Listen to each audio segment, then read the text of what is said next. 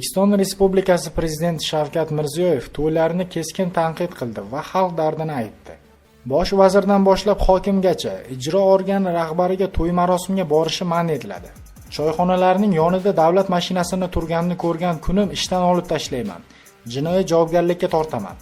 To'y eng ko'pi 150 kishiga, osh 200 kishiga bo'ladi. Birorta rahbar uyida tug'ilgan kunini ham, to'yini ham mendan boshlab nishonlamaydi. Bo'ldi, u zamonlar tugadi endi. Odamlarning g'ashini keltiryapmiz, la'natini keltiryapmiz. Marosim ham, to'y ham rahbarlarsiz bo'ladi. Bosh vazir boradi g'uddayib hamma muovini bilan. Hamma turadi. Sen o'sha qilgan 20 kilogramm go'shtingni puliga bitta kambag'alning uyiga borib kraska qilib ber, televizor olib ber, noinsof. Qaror chiqadi qaror. Prezident qarori emas, senatning qarori chiqadi. Qani birortang g'ing deb ko'r, u to'yga borish endi man etiladi. Men o'zim yuragimdan bilgan holda shuni aytayapman. U hammasi xiyonat bizning xalqimizga. Ikkinchidan, to'y qilishning me'yorini ham yozib beramiz. Toshkentda 4 ta qizi bor odam o'zini osish kerak to'y qilish uchun. Oddiy odam, oilali, budjetdan oylik oladigan odam o'zini osish kerak.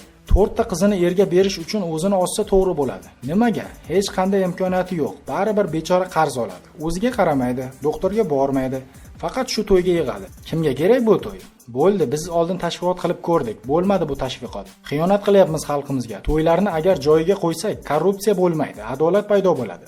Agar birorta rahbar, prokurormi, hokimmi, soliqchimi, chegarachimi shu me'yordan chiqsa, o'sha kuni ko'rasizlar. Qamayman hammasini. Qaysi vazir yoki bosh vazir o'rinbosari shunday to'y qilishga qaydan oylik oladi? Hammasi o'g'irlik bu. Agar buni tagini surishtirsak, o'g'irlik. Bu ham ana shu adolatsizlikni targ'ib qiladi. Hamma bilish kerak.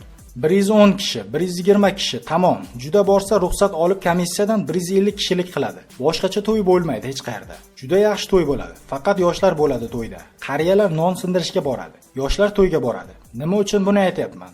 Andijonda ham juda haliga ketgan ertalabki to'ylar, avvalo ertalabki to'ylar yo'q bo'ladi. Bo'ldi endi, obedda soat 1 dan 2 gacha to'y. Kechqurun qaysi restoran to'y qilsa, o'sha restoranni yopamiz, degan prezident.